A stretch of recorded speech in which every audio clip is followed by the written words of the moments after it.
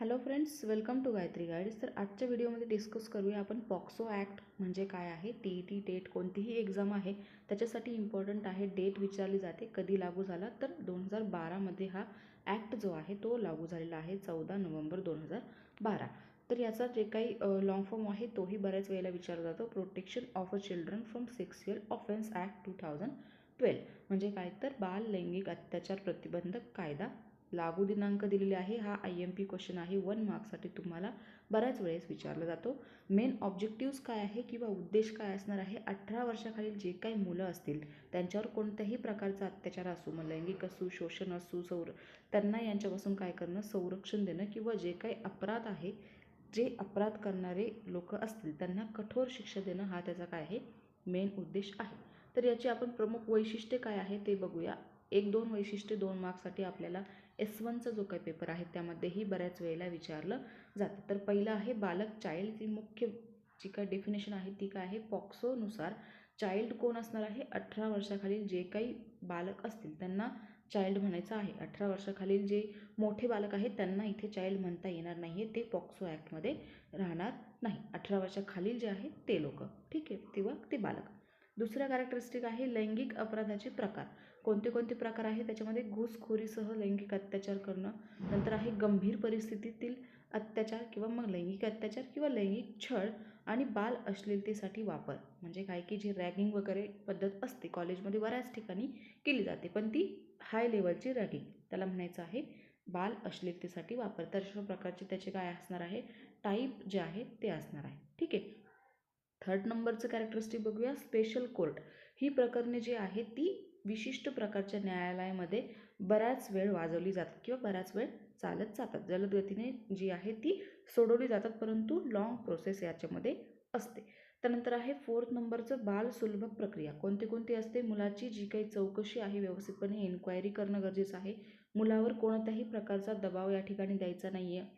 जे काही तुम्ही नोंदवता आहात त्याच्यासोबत तुमचं पालक किंवा कोणीही सोबत उपस्थित असायला हवा. जो तुम्ही एखादे तुमच्यावर अत्याचार झालेला आहे एखाद्या बालकावर, तर ते ज्या वेळेला तुम्ही नोंदवायला जाल त्या ठिकाणी तुमच्यासोबत कोणतरी असायला हवं. आणि मुलाची ओळख जी आहे ती काय असायला हवी, पर्सनली किंवा गोपनीय असायला हवी, जी कोणालाही कळता कामा नाही. 5th आहे शिक्षा, पनिशमेंट काय काय देऊ शकतात.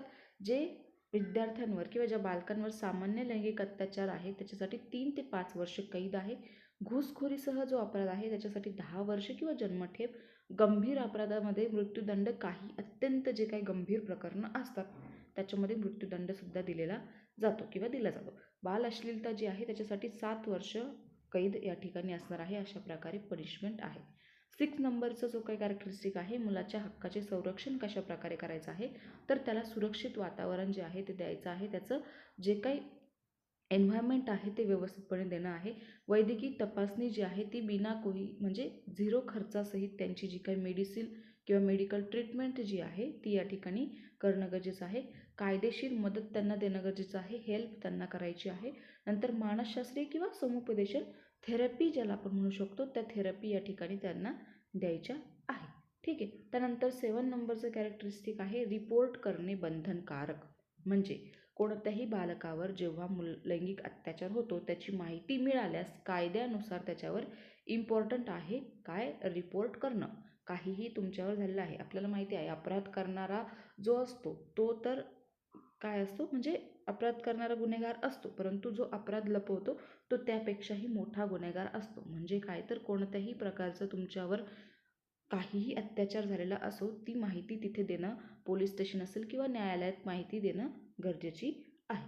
हे झाले इम्पॉर्टंट कॅरेक्टरिस्टिक. त्यावर इम्पॉर्टंट MCQ विचारले जातात की पॉक्सो ॲक्ट कधी लागू झाला, तर 2012मध्ये लागू झाला. बऱ्याचशा क्वेश्चनमध्ये किंवा मग क्वेश्चन पेपरमध्ये एक्झाममध्ये हे क्वेश्चन विचारले जातात.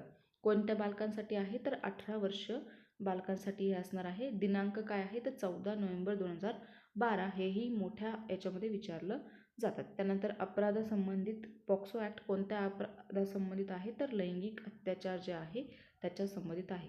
पॉक्सो ॲक्टमध्ये विशेष न्यायालय कोणते आहे, तर पॉक्सो स्पेशियल कोर्ट यांचं असतं. यांना कोणत्याही छोट्या मोठ्या कोर्टमध्ये नेले जात नाही.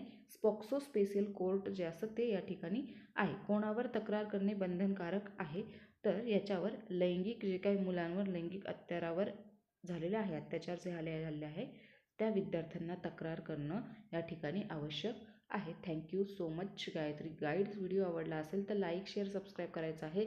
S1चा जो पेपर आहे आपला भारतीय शिक्षण आणि समाज, यामध्ये बऱ्याच वेळेला हा पॉक्सो ॲक्ट जो आहे तो 4 मार्क्ससाठी मोठ्या क्वेश्चनमध्ये विचारला जातो. त्यामुळे व्यवस्थितपणे ध्यान द्यायचं आहे आणि हे व्यवस्थितपणे लक्षात घ्यायचं आहे. दिनांक लक्षात ठेवायचे आहे, व्यवस्थित कॅरेक्टर्स लक्षात ठेवायचे आहे आणि काय काय त्याच्यावर तुम्ही करू शकतात, शिक्षा काय काय दिली जाते तेही बऱ्याच वेळेला इथे विचारलं जातं. आय होप सो व्हिडिओ आवडला असेल तर भेटूया परत पुढच्या एखाद्या नवीन व्हिडिओसोबत. Bye bye, take care.